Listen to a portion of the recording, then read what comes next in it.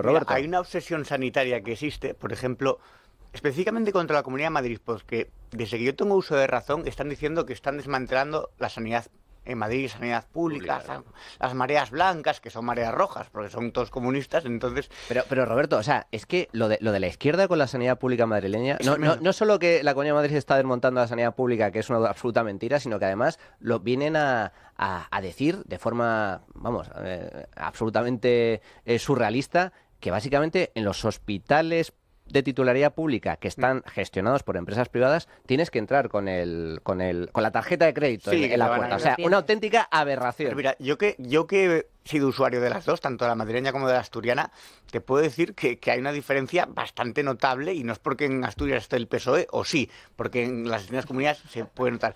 Pero luego, ¿qué ocurre? Que mucha marea blanca, mucha manifestación, sanidad pública, pancartas, pero a la hora de elegir, la mayoría de los progres, la mayoría de los rojos, acaban siempre en la privada. Piensas, ¿dónde pasó los últimos momentos de vida Pilar Bardén? ¿Dónde se operó Almodóvar de una hernia que tenía? ¿En qué hospital dio a luz Penélope Cruz en Los Ángeles, en el Monte Sinaí, que es de lo más privado que existe? Monedero. Monedero lo hemos visto en la Ruber también. Claro, una cosa es donde lleven la pancarta y otra cosa es donde ellos en realidad cuando tienen la opción de elegir a dónde van, a la privada. Es la hipocresía de la que hablábamos antes. Y lo que no es de recibo es que se ataque a la mejor sanidad que tiene España, que es la de la Comunidad de Madrid. Y no lo digo yo, lo dicen los rankings mundiales, que tenemos 3 hospitales que están en el top 100 mundial. Oye, algo estaremos haciendo bien. Pero de ahí a querer laminar lo que es el sector privado, es que odian lo privado. Odian lo privado porque jamás podrían aspirar a un puesto de trabajo en lo privado. Esa es la realidad. Pero luego lo consumen, que es un poco lo que comentaba Roberto, que es una gran hipocresía. Ellos hablan de lo bueno que es lo público, pero luego llevan a sus hijos a la educación privada, o directamente, cuando tienen un problema, se van a la sanidad privada. Quiero recordar, ahora además que ha pasado las elecciones en Cataluña, que se puso de ministro de Sanidad en plena pandemia a Salvador Illa, que ya se estaba postulando como candidato, con la única intención de fastidiar a Madrid con aquello de las fases de desescalada. Madrid siempre bueno. Sí. Eso fue terrible. Sí. Y además un señor filósofo que de sanidad, pues hombre, tendría poca idea. Más bien nula. Con un comité de expertos inexistente. Con un nuevo bulo, el del comité de expertos que nunca existió. Sí. Pero bueno, el problema es que la memoria al final es muy cortoplacista, y con todo lo que ha pasado en pandemia, que han sido auténticas atrocidades, desde un estado de alarma completamente inconstitucional, pasando por cerrar el Congreso de los Diputados, que ni en un estado de guerra se cierra un Congreso de los Diputados, nos podemos esperar cualquier cosa. Un presidente del gobierno que hace al rey que le espera. Es decir, esto es de tara, esto es de tarita, esto es de hacérselo mirar de alguna manera. Y ahora tenemos una ministra de Sanidad que lo único que pretende es destruir el modelo sanitario que tenemos en Madrid, que lo único que pretende es que a la gente le vaya mal, y parece que de alguna manera pretenden que la gente se muera esperando. Y esa es la realidad, porque si tú sacas los conciertos público-privados que hay dentro de la sanidad, lo que va a ocurrir es que va a ser tan inmenso el volumen de trabajo que va a haber en el sector público que es inabarcable. Y vamos a ver otra vez una nueva oleada de desgracias. Pero es que les da igual. Esa es la desgracia. No solo nos quieren pobres pasando hambre, enfermos y en una mala situación para ellos poder seguir manteniéndose en el poder. Roberto. Sí, además, curiosamente, una de las mejores sanidades que funciona, que es la madrileña, es la más atacada. Es lo que olvidamos antes, que la obsesión que existe por ir contra Madrid. Es tú, pero hombre, para algo que funciona y parece que lo quiere desmantelar. Pero me llamó la atención que decía Mónica García, hablando de esta ley, decía... Es que esto, necesitamos un aprendizaje de cuando la pandemia. ¿Aprendizaje en qué sentido? De las 5 advertencias de la OMS en febrero de 2020 diciendo que venía el virus, hicieron caso omiso. De las 11 alertas de seguridad nacional que hubo entre enero y marzo y no dijeron absolutamente nada. O sea, no tomaron las medidas oportunas porque había que llegar al 8 de marzo las famosas marchas de la muerte. O sea, ¿de qué aprendizaje? De la corrupción que hubo con las mascarillas. O sea, el aprendizaje de la pandemia, dicen, pero sí hubo una serie de negligencias que deberían ser juzgadas. Pero fíjate que yo recuerdo, ahora que estabas hablando de la época de la pandemia, fijaos cómo llegó a ser la demagogia que se hizo, ahora que además conocemos todas las tramas de Koldo, Aldama y la pasta que hicieron con mascarillas que no servían ni para limpiar el parabrisas del coche. Resulta que la presidenta de la Comunidad de Madrid va y regala a todos los madrileños una mascarilla o 2 o 3, ya no me acuerdo cuántas eran, FFP2, Las egoístas. que eran fetén, que eran buenísimas y que eran además de las que te servían para evitar de verdad el virus, no las que estaban tramitando, comprando y vendiendo por ahí en Baleares y que tuvieron luego que almacenar para que cogieran polvo. Eran de verdad. Y tuvimos que ver al señor Simón en televisión diciendo que eso era insolidario. ¿Por qué? Pues porque te protegía más que a otros. Elisa. O sea, es tremendo. Bueno, yo solamente por dar un par de datos de lo que pasa con la izquierda, por ejemplo, en la Asamblea de Madrid, ¿no? En el tema de sanidad. Se nos critica que se ha abierto un centro de especialidad de ELA en el Hospital Isabel Zendal. El primero de España, El ¿no? primero de España y, lógicamente, para tratar a unas personas que necesitan una asistencia, multifuncional, ultrapolifacética dentro de la medicina. Pero es que se está gastando el Gobierno de España 28 millones de euros en el vocero de Broncano para que venda pues todas las bondades del Gobierno de España, y poner la ley ELA en marcha costaría 38 millones. O con esos 28 millones de euros que estamos tirando a la basura para que le hagan basura propaganda desde Televisión Española al resto de los españoles, que al final se ha convertido en la televisión del régimen sanchista, podríamos haber comprado 10 lanchas en condiciones para la Guardia Civil. Y así, y así, y así. Lo que tiene que dedicarse la señora médica, madre y ahora ministra es, desde su ático, desde su ministerio, nos da igual, es convocar plazas MIR. Que no hay médicos. O sea, el feminismo, por desgracia, se ha convertido en un eslogan barato de color morado que actualmente no vale para nada más que para generar odio entre la gente. Odio. Pero aparte de todo eso, Elisa, es que el dato que has dado es también un negocio. Se ha convertido en un negocio muy rentable porque el Ministerio de Sanidad maneja, atentos, 573 millones de euros al año. En el presupuesto del año 2020 eran 181 millones. Ahora son 573 millones. Y sin embargo, hay más violaciones que nunca, Roberto. Vamos ahí al quid de la cuestión, porque nunca se trató, yo creo, de la seguridad de las mujeres. Siempre ha sido, primero el Ministerio de Igualdad, aquí con Irene Montero, una especie de agencia de colocación para poner a sus amigas Ángeles Rodríguez Pan, Isa Serra, una serie de apesebradas que luego sí se iban de viaje a Nueva York, metían dinero, amigas, venga, subvenciones, y dices tú, bueno, pero ¿y esto qué tiene que ver con las mujeres? No, si es que cuando tu negocio o tu empresa se basa en que exista un problema y que ese problema se mantenga, a ti no te interesa que se solucione, porque necesitas una excusa, de alguna manera, para seguir viviendo de eso. Entonces, hablamos del negocio de la ideología de género, o sea, de la industria de género. Igual que existe una industria,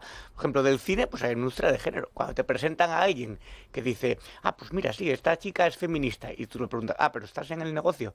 Y se quedan así como, porque hoy en día el feminismo se ha convertido simplemente en una forma, en una máquina de hacer dinero. Y dices tú, bueno, pero es que han aumentado las violaciones. Claro, muchas veces no se quiere hablar del elefante blanco en la habitación, del elefante en la habitación, de decir, bueno, ¿y por qué han aumentado y en qué lugares? ¿Y qué tipo de inmigración ilegal hay en estas ¿Cuál es el elefante desde tu punto de vista, Roberto? Bueno, el elefante es que hay una serie de inmigración que a veces no va acorde con el sentido nosotros que tenemos nosotros de libertad sexual de las mujeres o de la propia libertad para ir por la calle, para manifestarse, para tener relaciones, que choca frontalmente y que eso no se quiere ver o no se quiere hablar por miedo a una serie de epítetos que te llamen racista, que te llamen xenófobo, ya claro, pero es que lo que queremos es que las mujeres estén más seguras, no menos, y con este gobierno están menos, no solamente están menos seguras, sino que encima han derrochado millones de euros en campañas absurdas, como decía Lisa, en puntos morados, en puntos violetas, en a ver cuál es el pueblo más feminista. Pero claro, siempre hay alguien detrás cobrando. Siempre hay alguien detrás de un cartel que dice, yo voy aquí, una consejería, o dame una paguita. Alguien detrás que son los de siempre. Porque claro, Sí, estos son las grandes redes clientelares feministas, comunistoides, que vamos, que está clara cuál es la ideología que profesan. O sea, no son precisamente organizaciones de la Iglesia, vamos. Fíjate, si el presupuesto del Ministerio de Igualdad se dedicara a ayudar a las mujeres o a las familias que tienen problemas de violencia intrafamiliar, probablemente buena parte de esos problemas desaparecerían, porque contarían con recursos suficientes como para facilitarse la seguridad necesaria. Pero es que hay otro problema añadido al que nos comentaba Roberto, y es el de la falta de enfoque dentro del Ministerio del Interior sobre este tipo de problemáticas.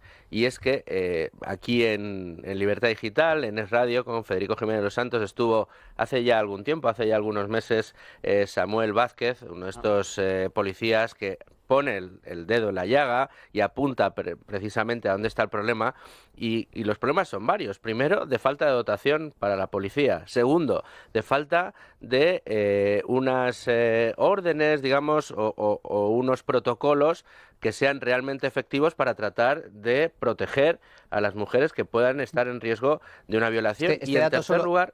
Solo un apunte. Este dato es muy importante porque hay una serie de dispositivos que permiten a las mujeres que han sido amenazadas por sus parejas o exparejas, que hace que si se acercan a menos de 100 metros o a metal, pitan, hay una señal que va directamente a la policía. Ese tipo de dispositivos, que es donde se debería invertir este tipo de dinero, hay escasez. O sea, es que en lugar de tirar el dinero en campañas que no sirven para nada, ¿por qué no ponen ustedes dispositivos a disposición de todas las mujeres amenazadas? Pues por uno de los motivos que ponía Samuel Vázquez encima de la mesa en aquellas entrevistas, y era que lo único que busca el político de turno es el índice de criminalidad. Y en el índice de criminalidad te entra una violación con penetración, pero también te entra un hurto de una cartera, un carterista. Entonces, si tú consigues que en tu zona de influencia baje el número de robos de carteristas, pues resulta que tu índice de criminalidad baja y entonces puedes vender una mejor gestión. Cuando lo que estás haciendo es eliminando el foco y estás desprotegiendo precisamente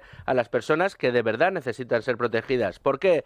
Pues porque, como decía Roberto, tenemos realidades en España, nos guste o no, que van tendentes a que esta cifra siga aumentando y que sigamos bajando en el ranking de mejores países del mundo para nacer mujer o para nacer homosexual. Y es que en ambas estamos cayendo a plomo. Sí.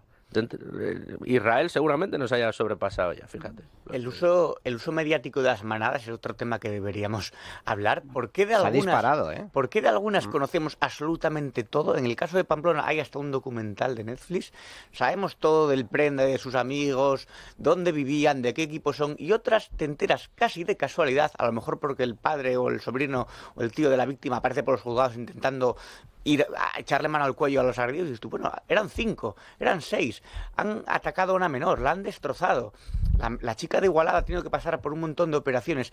Y esto de alguna manera sistemáticamente se silencia porque no conviene que estas manadas tengan repercusión mediática, porque a ver si la gente va a empezar a sumar 2 y 2 y dice, oiga, aquí hay un problema de inseguridad.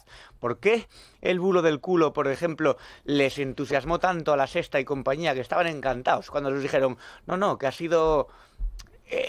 por propia decisión, ha sido, quedaron con una cara como diciendo, nos han fastidiado el relato, porque ya estaban con, es que claro, Madrid es un infierno homófobo, cuando cualquiera que vive aquí en esta ciudad sabe que Madrid es una de las mejores ciudades de momento para vivir tu libertad sexual como mejor te den la gana, y que tiene uno de los orgullos pues más importantes de Europa. Sí, no, y del mundo. El caso de Rubiales es un ejemplo paradigmático de cómo en cuanto la maquinaria se pone en marcha, es abrumadora, porque al principio no había pasado nada, decía, mira, una anécdota, ya lo celebraba, beso. Esa noche la entrevistaron en COPE y dijo, pero si somos amigos. Claro, hasta que dijeron, venga, para adelante. Y boom, empezó el machaque continuo y claro, te cambian el relato. Por ejemplo, hablábamos antes del niño, del adulto inconcluso Errejón. Errejón ahora te lo quieren vender pues como una especie de niño socialdemócrata moderadito y tal. Yo me acuerdo perfectamente. Es un peligro. Me acuerdo perfectamente cuando decía, en España necesitamos mucho de ese cálido viento latinoamericano que nos traen.